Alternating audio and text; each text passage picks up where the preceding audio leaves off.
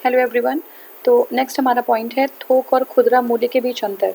तो देखिए 2014 से 2019 के बीच में देश के 4 महानगरों में जो आवश्यक कृषि वस्तुएं हैं उनकी निगरानी की गई। प्याज और टमाटर जैसे सब्जियों के लिए उच्च स्तर की विसंगतियां ऐसे बिचौलियों की मौजूदगी और लेन देन के अधिक मूल्य के कारण हुआ।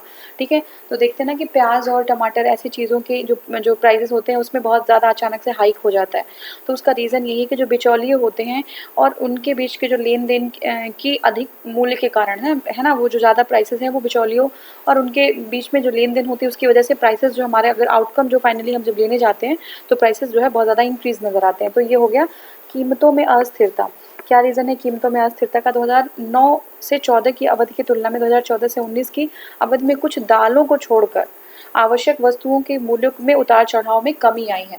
ऐसे बहुत ज़्यादा फ्लक्चुएट होता था प्राइसेस चीज़ों के, तो उसमें कमी आई है, फ्लक्चुएशन कम हुआ है कुछ जो है दालों के जो है मूल्यों को छोड़कर। कम उतार चढ़ाव, बेहतर विपणन चैनलों और भंडारण सुविधाओं तथा ये कारगर आपकी एमएसपी, ठीक है, प्रणाली की मौजूदगी का संकेत हो सकता है। तो देखिए ये जो फ्लक्चुएशन है, जो बहुत तेज उतार चढ़ाव हो रहा है, ये क्यों कम हो गया? इसका रीज़न ये हो सकता है कि जो विपणन चैनल है, ठीक है, भंडारण सुविधा जो वेयर हाउसिंग है उसको इंक्रीज कर दिया गया। वेयर हाउसिंग जो है होता है तो आदमी अपने हिसाब से अपने अकॉर्डिंगली उसको ट्रांसपोर्ट कर सकता है, कुछ दिन के लिए वेयर हाउस कर सकता है, अदरवाइज जो प्राइजेस होते हैं बहुत ज़्यादा इंक्रीज हो जाते हैं। ठीक है, दूसरा क्या है, एमएसपी जो है, ठीक है, उसका भी जो है एक कारगर जो है इलाज हो सकता है कि एमएसपी की वजह से और इन सारी जो जो हमने जो गवर्नमेंट ने जो पॉलिसीज़ लाई हैं उनकी वजह से जो फ्लक्चुएशन है वो कम हुआ है।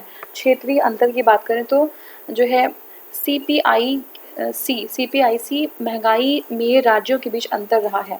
ठीक है, यह जो है वित्त 2019-20 में राज्यों और केंद्र शासित प्रदेशों में -0.40% से 8.1% तक रहा है। ठीक है, तो मतलब ये स्टेट टू स्टेट और स्टेट टू जो है आपका यूनियन टेरिटरी जो है अलग रहा है। ठीक है, नेक्स्ट हमारा है अत्यधिक जो है राज्यों में अधिकतर राज्यों में ग्रामीण क्षेत्रों में सीपीआईसी महंगाई शहरों में सीपीआईसी महंगाई से कम रही है। तो ग्रामीण में जो है जो महंगाई है वो शहरों की अपेक्षा जो है कम रही है।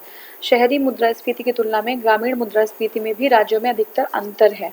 ठीक है, मुद्रास्फीति गतिशीलता क्या है देख लेते हैं। 2012 से आगे सीपीआईसी डाटा के अनुसार हेडलाइन महंगाई और कोर महंगाई में अभिसरण, सतत विकास और जलवायु परिवर्तन।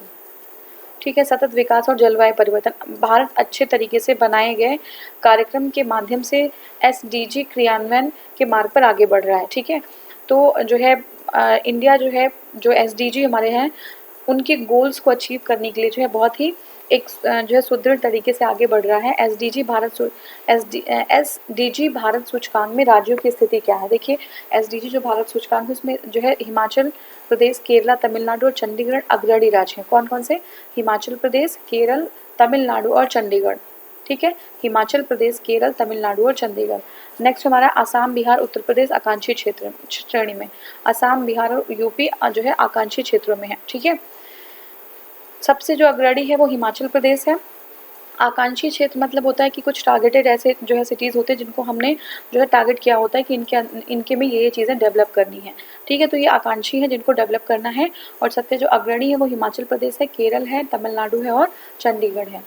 और आकांक्षी क्षेत्र में कौन सा है? आसाम, बिहार, यूपी है। ठीक है, देखिए भारत ने यूएनसीसीडी, ठीक है, यूएनसीसीडी के तहत COP14 को 14 बोलते हैं, को 14 की मेजबानी की है और जिसे दिल्ली घोषणा भूमि में निवेश और अवसरों को खोलना को अपनाया गया है। ठीक है, तो उसमें जो है जो यूएनसीसीडी के तहत जो COP14 है उसकी मेजबानी भारत ने की है। उसमें क्या है, जिसमें दिल्ली घोषणा भूमि में निवेश और अवसरों को खोलने को अपनाया गया है। तो ये जो है COP14 में था।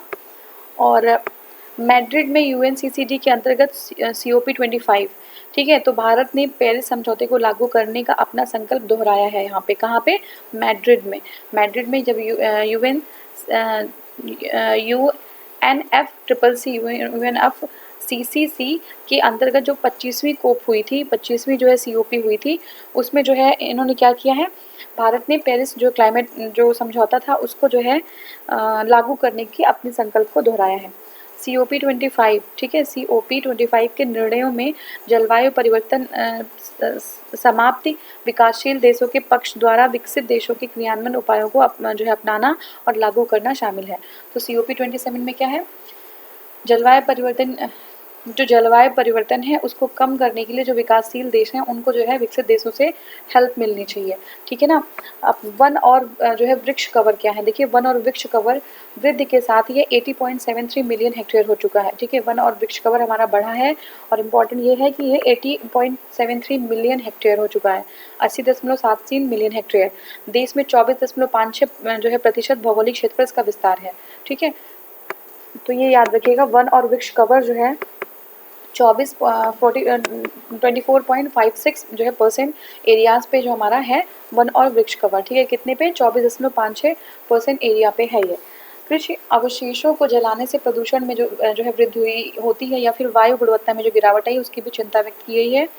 ये सारे प्रयासों के कारण जो कृषि अवशेष है उनको जलाने की घटना में भी कमी आई है, ठीक है। अब नेक्स्ट हमारा है अंतर्राष्ट्रीय सौर गठबंधन, देख लेते हैं।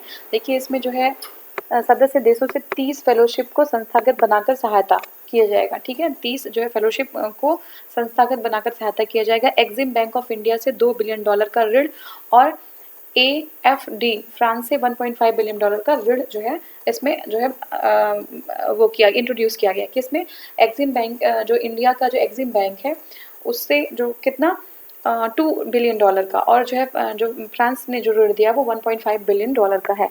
किसके लिए, सौर जो है अंतर्राष्ट्रीय सौर गठबंधन के लिए। तो सौर जोखिम समाप्ति जैसे कार्यक्रमों द्वारा इनक्यूबेटर, ठीक है, सौर जोखिम जो समाप्ति है उनके कार्यक्रमों के लिए इनक्यूबेटर नामक जो है वो प्रस्ताव दिया गया है। इनक्यूबेटर जो है, अब देखिए सौर जोखिम समाप्ति जैसे कार्यक्रम के लिए कि सौर जो है इस क्षेत्र में जो भी जोखिम उसको समाप्त करने के लिए इनक्यूबेटर की स्थापना की गई। नेक्स्ट हमारा है 116 मेगावाट तथा 2.7 लाख सौर पंपों की कुल मांग के लिए उपाय विकसित करने के लिए एक्सीलेटर, ठीक है ना, हाँ एक्सीलेटर। तो ये क्या है, 116 मेगावाट और 2.7 लाख सौर पंपों की जो है डेवलपमेंट के लिए उसको जो है प्रोड्यूस करने के लिए जो है ये एक जो है एक्सीलेटर जो है एक योजना बनाई गई है। एक्सीलेटर के तहत क्या होगा, 116 मेगावाट और 2.7 लाख सौर जल पंपों का जो है उसकी मांग के लिए जो है ये इसको विकसित किया जाएगा।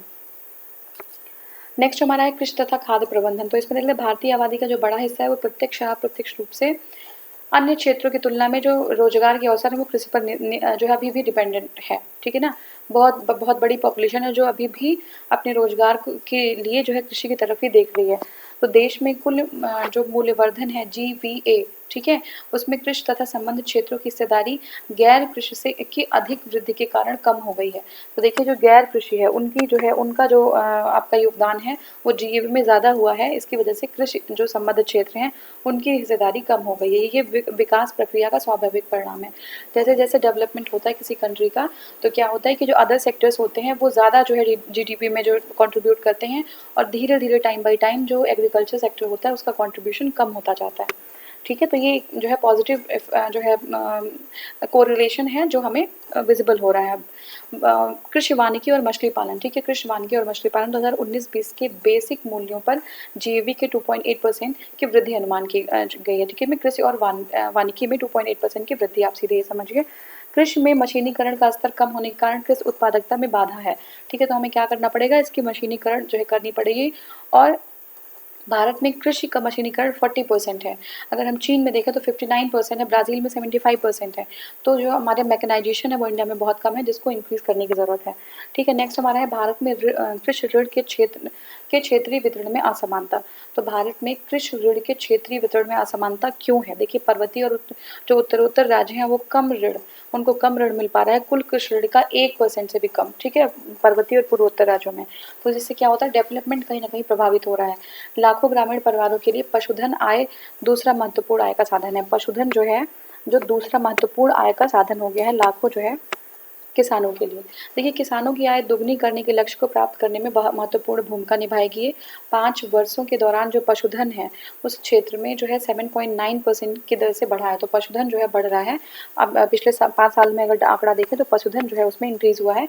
जो किसानों को, जो किसान है उनकी जो है जो आपका उनका इनकम डबल करने की बात की गई है, वो जो है सपोर्टिव होगा अगर हमारा पशुधन भी उनके साथ बढ़ेगा। ठीक है। 17-18 में समाप्त पिछले 6 वर्षों के दौरान खाद्यान्न प्रसंस्करण उद्योग में वृद्धि। ठीक है। तो जो खाद्यान्न प्रसंस्करण उद्योग है उसमें वृद्धि की गई है। औसत वार्षिक जो दर है लगभग 5.06%। ठीक है।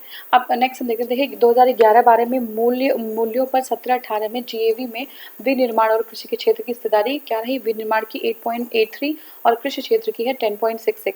ठीक है। तो हमारे जीवीए में जो विनिर्माण क्षेत्र है उसकी हिस्सेदारी 8.83 और कृषि क्षेत्र की 10.66 है।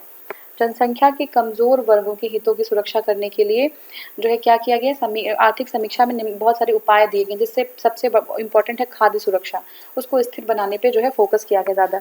बढ़ती खाद्य सब्सिडी जो है उसकी बिल का समस्या सुलझाना। जैसे खाद्य सब्सिडी तो ठीक है, हम क्या कर रहे हैं, जो समाज कल्याण का काम करने के लिए खाद्य सब्सिडी बढ़ा रहे हैं। ठीक है, लोगों की बेहतरी के लिए, ताकि वो पॉवर्टी से बाहर निकल पाए। बट इसका जो एक बहुत बुरा कॉन्सिक्वेंस ये होता है कि बहुत सारे लोग ऐसे होते हैं, इसका इम्प्लीमेंटेशन नहीं हो पाता है, तो लोगों पे सही जो है टारगेटेड जगह वो पहुंच नहीं पाती। इसीलिए जो अभी जो डिस्ट्रीब्यूशन सिस्टम है उसको बदल कर कैसी व्यवस्था लाने की ज़रूरत है। चाहे आप जो है ट्रांसफ़र कर दें, चाहे कूपन के थ्रू जो है करें, लेकिन वो जो ट्रेडिशनल सिस्टम है उसको बदल देना चाहिए। ठीक है। तो ये हो गया आपका। और दूसरी बात है कि जो गवर्नमेंट है उसके ऊपर बहुत ज़्यादा भार पड़ जाता है सब्सिडी का। अब देखिए, NFSA के अंतर्गत दरों और कवरेज में संशोधन करना, ये हमारा हो गया। उद्योग और आधारभूत संरचना देख लेते हैं। देखिए 2018-19 अप्रैल में 5% की तुलना में 19-20 में औद्योगिक के दौरान औद्योगिक उत्पादन सूचकांक के अनुसार औद्योगिक क्षेत्र में 0.6% की वृद्धि दर्ज की। बहुत ही पॉजिटिव है ये। देखिए जब जो हमारा औद्योगिक उत्पादन सूचकांक जब बढ़ता है तो इसका मतलब है कि जो डेवलपमेंट का काम हो रहा है, यानी कि जो है ऐसा सूचकांक है जिससे हमें पता चलेगा आने वाले फ्यूचर में इसका जीडीपी पे क्या प्रभाव पड़ सकता है। तो ये जो है इंक्रीज हुआ है 0.6% से। ठीक है। अब देखिए 18-19 में अगर हम देखें तो -1.3% की तुलना में 19-20 में जो है के दौरान उर्वरक क्षेत्र में 4% की वृद्धि हुई है। तो उर्वरक क्षेत्र में भी वृद्धि हुई है, पहले माइनस में, और 4% की वृद्धि हो गई है। इस्पात क्षेत्र में अगर हम देखें तो 19-20 में जो है 5.2 और 18-19 में कितनी थी? 3.6। तो इस्पात में भी हमारी वृद्धि हो गई है। और 30 सितंबर 2019 को भारत के कुल टेलीफोन कनेक्शन कितना? 119.43 करोड़ पहुंच गई है। कितना? Telephone connection. ठीक है। बिजली उत्पादन की जो क्षमता है वो जो है बढ़ गई है। वो जो है 2019 में 3,64,960 मेगावाट हुआ करती थी, और जो मार्च में अगर 31 मार्च 2019 की बात करें तो ये जो है 3,56,000 मेगावाट थी। ठीक है। तो ये जो है बढ़ गई है, लगभग आपका 9,000 मेगावाट की बढ़ोतरी हुई है बिजली उत्पादन में भी। ठीक है। अब देखिए जो 31 दिसंबर 2019 को जारी की गई राष्ट्रीय अवसंरचना पाइपलाइन के संबंध में कार्यबल की रिपोर्ट में भारत में वित्त वर्ष 2020 से 25 के दौरान 102 लाख करोड़ रुपए की कुल अवसंरचना निवेश को प्रक्षेपित किया गया है। ठीक है ना। अवसंरचना में निवेश का कितना जो है आंकड़ा बताया गया है? 102 लाख करोड़ रुपए। ठीक है। सेवा क्षेत्र की बात करें तो देखिए अर्थव्यवस्था में जो हमारी सेवा क्षेत्र है उसका जो है महत्व लगातार बढ़ता जा रहा है। देखिए सकल संवर्धन मूल्य हो और जो है चाहे सकल संवर्धन मूल्य वृद्धि में इसका जो सेवा क्षेत्र का हिस्सा है वो 55% है। बहुत इंपॉर्टेंट है। 55% जो है हिस्सा है किसका? सेवा क्षेत्र का, सकल संवर्धन मूल्य में। यह भारत की कुल प्रत्यक्ष विदेशी निवेश का 2/3 है। ठीक है। जो हमारे टोटल जो है फॉरेन डायरेक्ट इन्वेस्टमेंट उसका 2/3 जो है हमारा यही जो है सर्विस सेक्टर है। यह निर्यात का लगभग 38% है। तो हम जितनी चीज़ें जो है एक्सपोर्ट कर रहे हैं 38% जो हमारा है सेवा क्षेत्र में है। 33 राज्यों और केंद्र शासित प्रदेशों में 15 राज्यों में सेवा क्षेत्र का योगदान 50% से अधिक है। तो 15 जो स्टेट्स हैं वहाँ से ज़्यादा सेवा क्षेत्र का जो है योगदान है सेवा क्षेत्र में। ठीक है। सेवा क्षेत्र के सकल मूल्य संवर्धन वृद्धि 19-20 में कम हुई है। ठीक है। जो 19-20 में जो सकल मूल्य संवर्धन वृद्धि है वो कम हुई है। 19-20 की शुरुआत में सेवा क्षेत्र सकल विदेशी निवेश में जो है बेहतरी देखी गई है। ठीक है ना। तो ये हमारा जो है पूरा जो कवर किया हमने, इकोनॉमिक्स के आंकड़े थे इसमें टोटल। और नेक्स्ट हमारा जो है वो हम कवर करेंगे केंद्रीय बजट 2020-21। ठीक है। तो इसको हम नेक्स्ट वीडियो से स्टार्ट करेंगे। Thank you so much for watching.